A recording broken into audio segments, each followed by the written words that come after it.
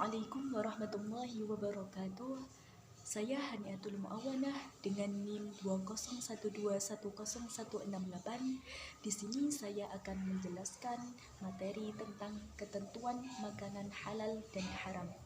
Nah, yang pertama yaitu pengertian makanan dan minuman halal. Nah, makanan halal adalah makanan yang dibolehkan syariat Islam untuk dikonsumsi kecuali ada nas Al-Quran atau hadis yang mengharamkannya. Allah Subhanahu wa taala berfirman di dalam Quran surah Al-Baqarah ayat 168 yang berbunyi, ya ayyuhan nasu kulu mimma fil ardi halalan thayyiban wa la tattabi'u khutuwatis syaitan innahu lakum aduwwun mubin, yang artinya hai sekalian manusia, makanlah yang halal lagi baik dari apa yang terdapat di bumi, dan janganlah kamu mengikuti langkah-langkah syaitan karena sesungguhnya syaitan itu adalah musuh yang nyata bagimu. Nah, Quran surah Al-Baqarah ayat 168. Jadi berdasarkan ayat tersebut jelaslah bahwa makanan dan minuman yang dikonsumsi oleh seorang muslim hendaknya memenuhi dua syarat, yaitu syarat yang pertama halal. Nah, halal artinya diperbolehkan untuk dikonsumsi dan tidak dilarang oleh hukum syara. Nah, halalnya suatu makanan atau minuman harus meliputi tiga hal, yaitu yang pertama halal karena zatnya makanan atau minuman itu sendiri. Nah, yang kedua yaitu halal cara mendapatkannya.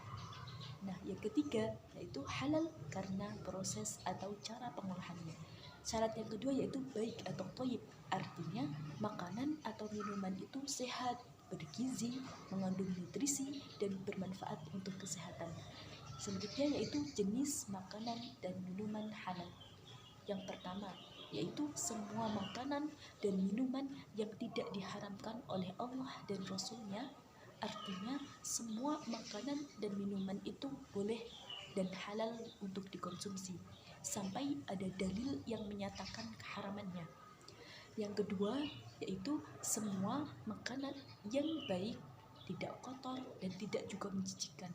Nah, yang ketiga yaitu semua makanan yang tidak memberi mudarat, tidak membahayakan kesehatan jasmani dan tidak merusak akal, moral maupun akidah.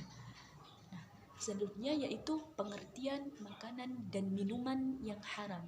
Nah, makanan dan minuman yang haram adalah makanan dan minuman yang diharamkan untuk dikonsumsi karena ada nas di dalam Al-Quran dan juga hadis bila tidak terdapat petunjuk yang melarang berarti halal. Setiap makanan dan minuman yang diharamkan atau dilarang oleh syara pasti memiliki dampak buruk bagi tubuh kita. Nah, sebaliknya meninggalkan makanan dan minuman yang dilarang syara pasti ada faidahnya dan mendapat pahala tentunya. Nah, selanjutnya yaitu jenis makanan dan minuman yang haram. Yang haramnya makanan secara garis besar dapat dibagi menjadi dua macam. Yang pertama yaitu haram lidzatihi, yaitu makanan yang haram karena zatnya. Maksudnya hukum asal dari makanan itu sendiri memang sudah haram, seperti daging babi, darah, khamr atau minuman keras. Nah, yang kedua yaitu haram liwairihi, yaitu makanan yang haram karena faktor eksternal. Maksudnya hukum asal makanan itu sendiri adalah halal, akan tetapi dia berubah menjadi haram karena adanya sebab yang tidak berkaitan dengan makanan tersebut. Haram bentuk ini ada beberapa, di antaranya yang pertama yaitu bangkai.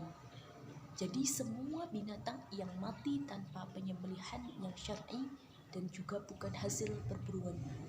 Yang kedua yaitu semua makanan halal yang tercampur najis, seperti mentega, madu, susu, minyak goreng atau selainnya yang kejatuhan tikus atau cicak misalnya, menjadi haram. Nah, yang ketiga yaitu makanan haram yang diperoleh dari usaha dengan cara dhalim, yaitu diperoleh dari hasil mencuri, korupsi atau menipu, merampok, hasil judi dan sebagainya. Nah, Selanjutnya yaitu akibat dari mengkonsumsi makanan dan minuman yang haram.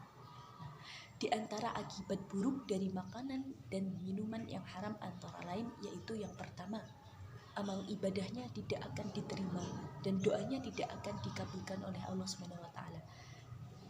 Akibat yang kedua yaitu makanan dan minuman haram bisa merusak jiwa, terutama minuman keras yang mengandung alkohol.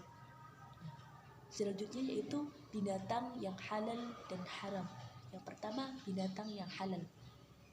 Yang pertama ada binatang ternak seperti kerbau, sapi, unta, kambing, domba, dan lain-lain. Yang kedua yaitu binatang sebangsa belalang juga halal. Bahkan bangkainya pun boleh dimakan, walaupun tanpa disembelih. Yang ketiga yaitu binatang hasil buruan yang diperoleh dari hutan. Yang keempat yaitu binatang yang hidup di laut atau air. Semua binatang yang hidup di laut atau di air adalah halal untuk dimakan, baik yang ditangkap maupun yang ditemukan dalam keadaan mati ataupun dalam bentuk bangkai, kecuali binatang itu mengandung racun atau membahayakan kehidupan manusia. Nah, selanjutnya yaitu binatang yang haram.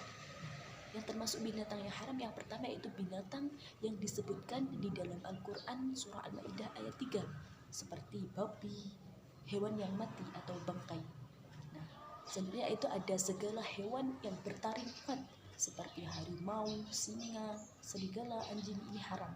Nah, yang ketiga yaitu binatang yang disembelih untuk sesaji.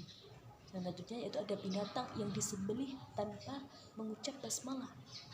Selanjutnya ada hewan yang hidup di dua alam, di darat maupun di air, seperti katak, penyu, dan lain-lain.